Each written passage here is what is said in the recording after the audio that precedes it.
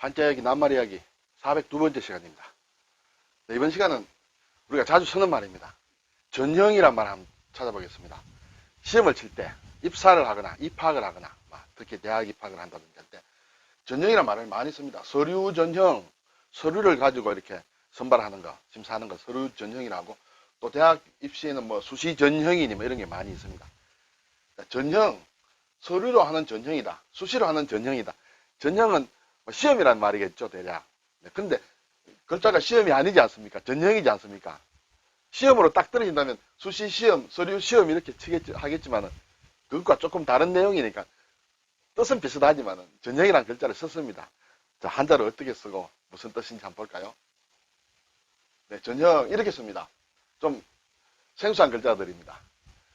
저는 저울질 할 전이다. 예, 시험을 치니까 저울질 하겠죠. 맞습니다. 저울질 할 전, 또 저울 때 형입니다. 저울질 하다. 글자 둘 다 좀 보기 힘듭니다. 특히 저울질 할 전은 별로 잘 안 씁니다. 자, 저울질을 할 때는 뭐가 있어야 될까요? 여기 아래 저울은 종류가 많겠죠. 요즘 같은 저울, 그런 디지털로 해가지고 나오는 그런 것도 있겠지만, 옛날에는 주로 이제 저울이 이제 긴 막대 저울이 되겠죠. 막대 저울, 그죠?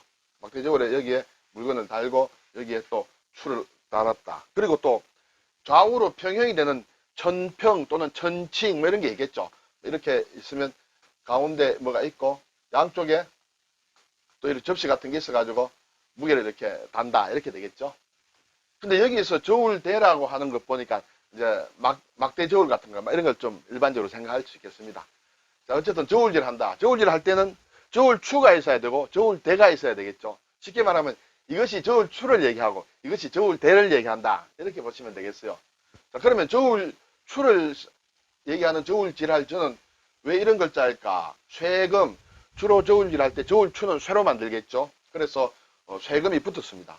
그리고 오른쪽에는 온전할 저는 발음도 그대로 가져오고, 또 그리고 이 글자의 모양을 자세히 보면 좀 많이 닮았죠. 물론 쇠금은 이렇게 쓰고 그리고 이렇게 쓰죠. 근데 온전할 저는 이제 덜 입자예요. 이게 사람 입자가 아니라 덜 입이고 임금왕이다 이렇게 됐습니다. 일단은 저울추를 쇠로 만드는데, 그럼 이 전자 역할은 발음 이외에 굳이 따지자면 어떻게 되겠느냐 하면 이것이 하나의 주물을 만드는 거푸집의 주물을 만드는 모양이다. 이렇게 얘기를 하기도 합니다. 물론 세금자를 그렇게 많이 얘기를 하죠. 주물을 만드는 그런 광물을 가지고 주물을 만드는 그런 것이다. 그리고 여기도 모양이 비슷하기 때문에 그렇게 새기는 사람들도 있습니다. 저는 그 정도 생각해도 되지 않느냐 이렇게 생각하는데, 저울추를 만드는 어떤 주물로 만드는 그런 것을 의미한다라고 이렇게 보시면 되겠어요. 저울질할 전이다. 자, 저울대는 이제 가로막대기 같은 걸 얘기합니다. 근데 나무란 글자는 없습니다. 사실 갈행은 이제 길입니다. 길을 이렇게 가운데 나눴죠. 그리고 가운데에 보면 뿔각자가 들어있습니다. 뿔각과 큰 데인데 여기서 뿔은 소뿔을 얘기합니다. 자, 소가 있으면 이 뿔이 있겠죠. 양쪽에. 자, 어떤 소가 있습니다. 모양이 이상합니다만. 자, 그리고 여기 큰 데는 소의 모양이다. 이렇게 생각하면 되겠습니다. 소의 몸체다. 소의 몸체다. 자, 소가 이렇게 길을 갑니다. 소가 길을 가다 보면 잘못 가면 뿔로 사람을 들이받겠죠. 그래서 사람을 받지 못하도록 여기에 소뿔에 이렇게 가름대를 합니다. 가름대를 해서 묶었습니다. 묶으면 사람이 소뿔에 받치지 않습니다. 원래 그렇게 만든 글자예요. 근데 이 글자가 가로로 이렇게 막대로 되어 있으므로 저울대의 모양과 비슷하다 해서 이것이 저울대형으로 쓴다. 자, 그러면 전형은 저울추와 저울대다 이렇게 되겠죠. 예, 국어사전을 보니 인물의 됨됨이나 재능 따위를 시험하에 뽑는다. 그렇죠. 저울에 단다는 것이요. 저울에 달아서 이 사람의 실력은 어느 정도 무게가 있느냐, 어느 정도 가치가 있느냐, 경중을 따져보는 것이죠. 그래서 한다. 그것을 우리가 선고라고 합니다. 가려서 이렇게 찬찬히 생각해 보는 것이에요. 뭔가 고려해 본다 그런 뜻이에요. 점수를 준다 그런 뜻이에요. 그리고 또 사람을 여러모로 시험하여 골라 뽑는다. 그렇죠. 그래서 사람의 무게에 따라서 무게를 실력의 무게 또는 전체적인 사람의 무게를 경중을 가려서 괜찮은 사람을 뽑는 것이 전형이다 이렇게 되겠습니다. 서류를 가지고 하는 것이 서류만 보고 이렇게 심사하는 것을 서류 전형이다. 수시 전형은 수시로 특정한 기한을 정하지 않고 수시로 필요에 따라서 시험을 하는 것을 전형이라, 수시 전형이라 한다. 그렇게 되면 결국은 전이라는 것은 저울추, 분동이라고도 할 수 있습니다. 천칭, 천평으로 보면 분동이라고도 할 수 있고, 막대저울이라 하면 저울추라고 일단 얘기를 할 수 있겠습니다. 그리고 이것은 저울대다, 형은 저울대다 이렇게 되겠습니다. 그래서 저울추와 저울대를 전형이라고 한다. 이렇게 전자가 나오면 우리가 학교 다닐 때 배웠습니다. 사실은 이조전랑이라는 게 있죠. 이조전랑, 여기 전자입니다. 랑은 사내를, 남자를 뜻하는데 남자라고, 관리라고 이렇게 보면 되겠습니다. 이조, 조선이나 고려에는 6조가 있었죠. 이조, 호조, 예조, 이호, 예병, 형공, 옛날에 그렇게 외운 것 같습니다만, 이조 판서다, 이조 참판이었습니다. 그것을 하는 관리를 뜻하는 의미입니다. 조는 관청을 얘기합니다. 관리와 관련된 일을 하는 관청, 쉽게 말하면 인사 업무를 한다든지 이렇게 되겠죠. 그래서 고려 조선시대 6조의 하나다.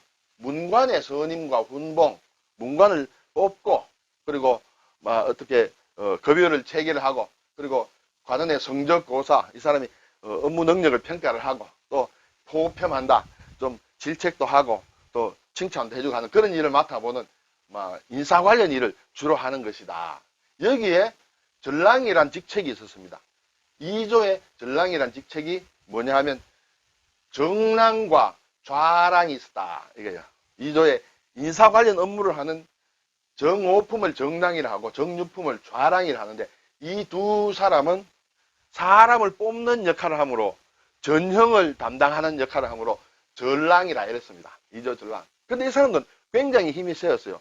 품계는 그렇게 높지 않습니다. 정오품, 정육품이면 우리 정1품부터 종9품까지 보면 중간 단계입니다. 그렇지만은 이 사람들은 아주 불편부당하게 인재를 이렇게 뽑아 올려야 되기 때문에 상당히 막강한 힘이 있었다.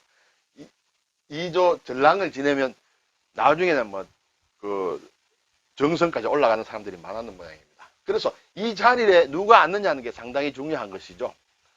그래서 옛날에 조선시대에 이제 붕당이 시작될 때, 동인과 서인이 나눠질 때, 이 붕당 정치의 원인이 됐다. 야, 우리 쪽 사람을 2조 전랑을 시켜야 된다. 우리 쪽 사람을 시켜야 된다. 그래서 어떤 되면 그쪽이 아무래도 힘이 실리는지 모르겠습니다만, 어쨌든 2조 전랑이라는 것은 상당히 중요한 직책이었다. 그때 나오는 게 이 전랑이다는 그런 것이죠. 전랑이라는 어떤 관직명은 없죠. 관직명은 정랑이다, 좌랑인데 이 역할을, 저울 역할을 함으로 전랑이라고 이렇게 불렀다는 것이죠. 2조의 조자에 보면 이것은 삼국지에 나오는 위나라의 조조의 성입니다. 조조의 성. 근데 우리나라에서는 조씨들이 주로 장령이라든지 이런 데 본을 가지신 분들은 우리나라에서는 이걸 하나로 합니다. 이 두 개가 아니라, 이게 하나를 그은 것은 원래 두 개를 그은 것이 본자고 하나는 속자인데, 우리나라에서는 이것을 성씨로 많이 쓴다. 중국의 조조라든지 이런 사람들은 두 개짜리 있는 이걸 쓴다. 이렇게 참고를 할 수 있겠습니다. 그리고 또 한양이라든지 본을 가진 사람들은 이 조씨를 이렇게 쓰죠. 이것은 좀 길게 읽습니다. 조로 읽고, 이것은 조신, 창령이라든지 이런 데서는 조는 조씨라고 좀 짧게 읽는다. 이렇게 제가 전에 한 말씀 드린 적도 있습니다. 네, 전자. 자, 온전할 전이다. 온전할 전이다. 그래서 저울질할 전이 이제 오늘 한 것입니다. 전형이다. 전랑이다. 이렇게 되겠죠. 이 전자가 들어가서 만드는 글자 중에 우리가 가끔 볼 수 있는 글자가 이 마개전이라는 게 있습니다. 마개. 어떻게, 수도 꼭지라는 얘기입니다. 꼭지를 얘기합니다. 마개. 네. 그래서 가끔 보면 소화전이다, 학교다, 관공서다, 아파트다 가면 소화전이라고 많이 적어놨죠. 이 글자가, 전자가 이렇습니다. 급수전, 이렇게 씁니다. 급수전은 말하자면 수도꼭지를 얘기합니다. 소화전은 불이 났을 때 수도꼭지에 연결할 수 있는 장치를 갖춰놓은, 그것을 소화전이라 한다. 이렇게 되겠죠. 네, 그리고 아까 앞에 제가 저는 이것은 일종의 주물을 만드는 거푸집이라고도 얘기를 했는데, 또 사람에 따라서는 옥구슬을 온전하게 잘 가지고 들여놓았다, 보관을 해놨다, 그렇게 얘기하는 사람들도 있습니다. 네, 학설은 조금 글자마다 학설이 딱 통일된 거는 저는 별로 못 봤습니다. 네. 자, 형자는 이제 저울대라 그랬죠. 저울대를 가지고 우리가 많이 쓰는 낱말은 균형이다. 균은 고르다. 균형이 잡혔다는 것은 저울대가 이렇게 기울어지면 안 되고 평평해져야 된다. 균형. 그런 것이 또 형평이고 또 이렇게 바꾸면 평형이다. 예, 골라야 된다. 수평으로 돼야 된다. 그래야 이렇게 바르다 이렇게 되겠죠. 그리고 우리가 도량형을 많이 씁니다. 도는 자를 얘기합니다. 길이를 재는 단위 자. 이것은 량은 부피를 재는 단위 되를 얘기합니다. 한 대, 두 대. 그리고 이것은 형은 무게를 재는 단위, 이건 저거를 얘기한다. 이렇게 되겠습니다. 합쳐서 도량형이다. 합종연횡이라는 것도 있습니다. 중국의 춘추 전국시대에 합종, 아래 위로 이렇게 뭉치고 나라들이 이렇게 많이 있다 할 때, 여러 나라들이 있을 때 어떤 힘센 나라를 우리가 방어하기 위해서, 자, 우리는 어떤 나라를 로부터 지키기 위해서 우리가 이렇게 종으로 뭉칩시다 하는 게 합종이에요. 연형은 저울의 가로대처럼 옆으로 뭉치자. 자, 우리는 이렇게 뭉칩시다. 뭐 이런 거, 그 합종연횡이라는 그런 얘기 있습니다. 이때는 형이지만은 이 경우에는 가로횡자와 같은 그렇게 발음을 한다. 이렇게 알면 되겠죠. 오늘 전형이란 낱말을 살펴봤습니다. 그리고 도량형, 소화전, 형자가 조금 어렵죠. 전자는 이런 경우 외에는 잘 안 쓰는데 형자는 이렇게 또 여러 가지 낱말을 많이 만듭니다. 수고하셨습니다.